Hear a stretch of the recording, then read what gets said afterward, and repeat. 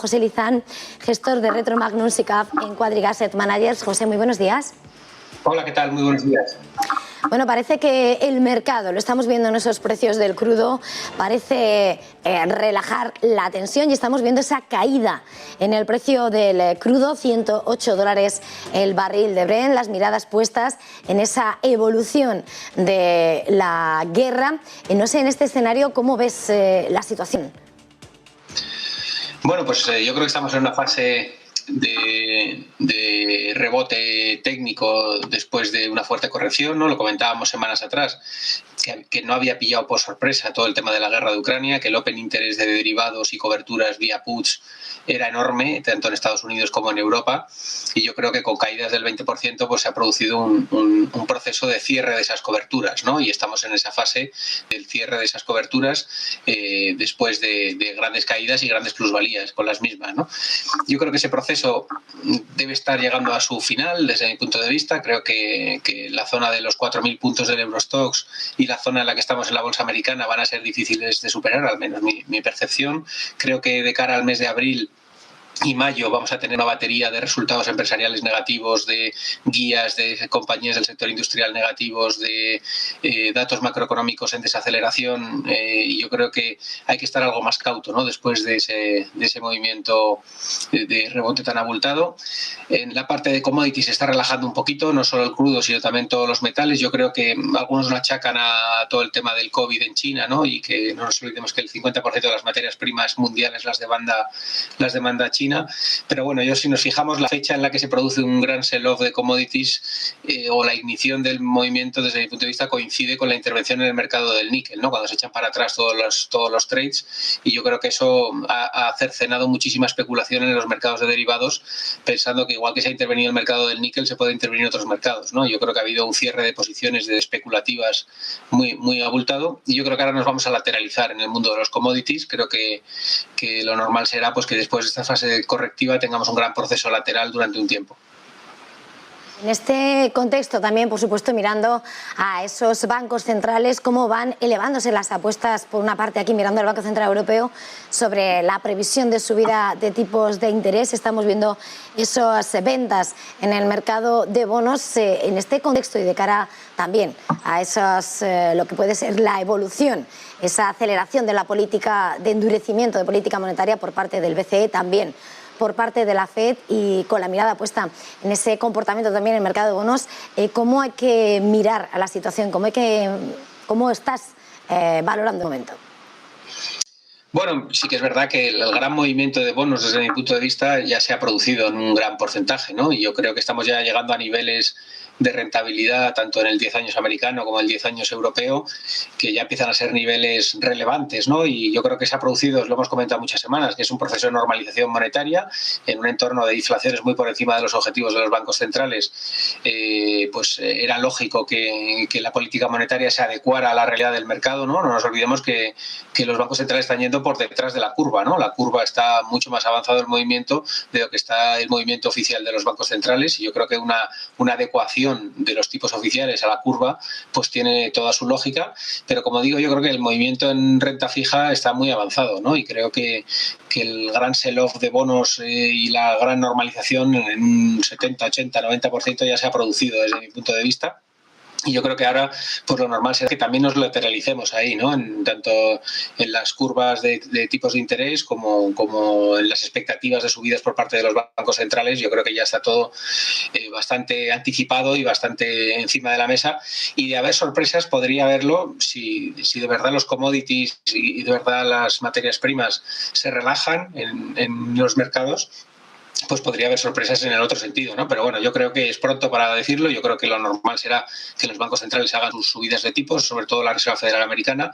Y Europa, yo creo que siempre lo hemos mantenido, siempre va con decalaje, y creemos que va a tardar algo más, aunque sí que alguna medida va a tener que acometer, ¿no? Pero creemos que tratarán de alejarlo todo lo que se pueda en el tiempo por la diferente situación de la economía europea de la americana. No nos olvidemos que la presión salarial, el pleno empleo que hay en Estados Unidos, la euforia económica de consumo que hay en Estados Unidos no la hay en Europa, ¿no? Yo creo que el sentimiento del consumidor en Europa está mucho más dañado con todo el tema de la crisis que el sentimiento del consumidor americano, y yo creo que estamos en una situación en la que el BCE, pues bueno, en su línea va a tratar de postergarlo todo lo que pueda, pero algo va a tener que hacer, ¿no? Yo creo que será más a finales de 2022, principios de 2023 que antes, ¿no? Porque creo que el BCE empezó, siempre lo hemos comentado, empezó más tarde y saldrá más tarde, ¿no? Con su política monetaria o su tightening.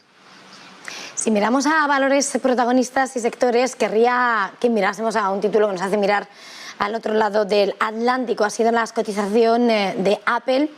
Estábamos asistiendo a noticias en las que hablaba sobre recorte de producción de algunos de sus dispositivos, como el AirPods, como el iPhone SE. Sin embargo, hemos visto cómo el precio de sus acciones han subido y alcanzaban este lunes los $175,60, 10 sesiones consecutivas al alza, y están un 3,5% de su máximo histórico. Quería preguntarte, por una parte, ¿qué te parece la compañía y de alguna manera el sector, o tal vez las FANG, en este momento en el que, bueno, parece que están en el punto de mira mientras vigilamos, ¿no?, en lo que es la evolución del mercado?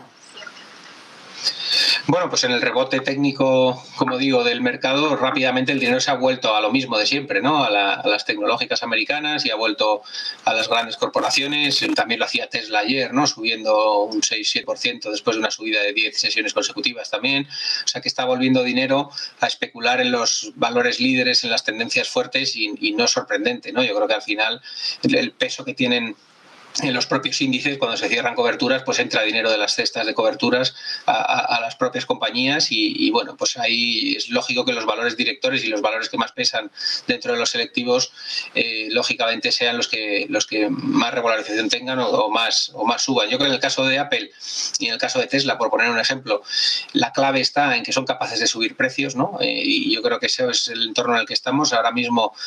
En las compañías que son capaces de repercutir la merma en márgenes que están teniendo y las menores ventas que están teniendo, pues como comentabas, ¿no? Por temas de logística, por temas de abastecimiento de materias primas, si son capaces de suplirlo con subidas de precios y compensar esas caídas en márgenes y en ventas con unos mayores precios de venta, y que sea compensado esa merma en el negocio, pues ahí es donde está la clave para este 2022, ¿no? No todas las compañías a nivel mundial lo pueden hacer, pero sí que hay compañías líderes, como son el caso de Apple y Tesla, por ejemplo, que están subiendo precios para compensar pues la erosión en márgenes que están teniendo, o esos problemas en las cadenas de suministro, ¿no? Yo creo que ahí está un poco el tema. Pero bueno, yo, como comentaba, creo que estamos más en una zona que hay que empezar a ser algo más cautos. Creo que el movimiento de cierre de posiciones bajistas está muy avanzado, y quizás nos quede un poco la traca final, ¿no? Si hay algún acuerdo de paz, si hay algún tema de pues una tregua o algún movimiento geopolítico en la parte de Ucrania-Rusia, probablemente haya una celebración instantánea en los mercados, que probablemente sea un gran momento para deshacer posiciones de forma más agresiva, porque, como digo, yo creo que estaría más cauto de cara a la primavera, donde vamos a ver los efectos reales en la economía de todas estas consecuencias geopolíticas, macroeconómicas, materias primas, márgenes. Las guías del 1T de las grandes compañías del sector industrial, desde mi punto de vista, van a ser duras. Precisamente poniendo sobre la mesa, ¿no?, lo que estabas apuntando de lo que se desprenda de este escenario bélico, estábamos viendo precisamente en las últimas horas al presidente Merlin Properties señalando cómo el sector inmobiliario, esa recuperación que estaban esperando, no va a ser tan grande si con esa repercusión de la guerra, en una jornada en la que además hemos visto cómo desde Bankinter han emitido un análisis en el que apuntaban como los precios de la vivienda van a continuar al alza, aunque se van a desacelerar, con un Euribor que ya prevén que esté en positivo con el cierre del año. Y por lo tanto, en este momento, en este contexto en el que vemos cómo todo se va trasladando, mientras además con la inflación los inversores también vuelven a apuntar de alguna manera por reforzar sus inversiones en el ladrillo. No sé cómo ves a ese sector y, bueno, en este contexto también, ¿cuál sería tu recomendación para buscar, ¿no?, un refugio, un lugar más tranquilo? Bueno, yo creo que en entornos de inflación lo que funciona son los activos reales. Los activos reales normalmente son las materias primas, es el inmobiliario y son las acciones, ¿no? Y las acciones que sean capaces, como decíamos, de trasladar con subidas de precios el incremento de costes, ¿no? Y ese es un poco el manual, ¿no? de cómo invertir en la inflación. Y yo creo que el ladrillo, sobre todo en el residencial, estamos viendo claramente que no es un tema español, es un tema mundial donde se está colateralizando dinero y donde los precios de las viviendas prácticamente en todas las ciudades grandes capitales del mundo están marcando máximos históricos porque hay mucho dinero saliendo de depósitos y entrando a colateralizar su dinero. Hasta ahora hemos vivido en una década en la cual no había un coste de oportunidad de mantener el dinero en una baja rentabilidad o al 0% en la cuenta corriente, y cuando llega la inflación pues ese dinero se asusta por la pérdida de poder adquisitivo y se va a colateralizar, ¿no? Y ¿cuál es el activo más seguro, entre comillas, o que psicológicamente la gente percibe como más seguro, ¿no? Porque al final no tienes un valor liquidativo diario, no tienes un pricing o un mark to market diario como puedes tenerlo en los commodities o en un fondo de inversión o en unas acciones, pero también oscila, ¿no? Y también hay volatilidad en los precios. Entonces yo creo que ese flujo de dinero hacia el ladrillo pues es lógico en un entorno de volatilidad y creo que va a continuar. Sí que es verdad que yo creo que va más hacia el residencial que hacia el mundo de activos patrimonialistas, que ahí están sufriendo otro tipo de problemas desde el COVID, ¿no? Con una menor disposición por parte de las empresas de metros cuadrados para sus empleados y una capacidad de subir rentas más limitadas por una demanda más débil, ¿no? Pero bueno, sí que es verdad que muchos de el caso de Merlin, por ejemplo, tiene indexadas muchas de los activos que tiene a la inflación y van a tener una repercusión en rentas muy alta y con una subida muy fuerte por esa indexación a la inflación que va a compensar pues una menor demanda que hay a nivel global, ¿no? Entonces, bueno, yo sí que creo que el inmobiliario es un activo que va a seguir haciéndolo bien como activo refugio en un entorno inflacionario, desde mi punto de vista. A tener que dejarlo aquí. José Lizán, como siempre, muchísimas gracias por madrugar un martes más con nosotros. Feliz jornada, feliz negocio. Igualmente, Eva.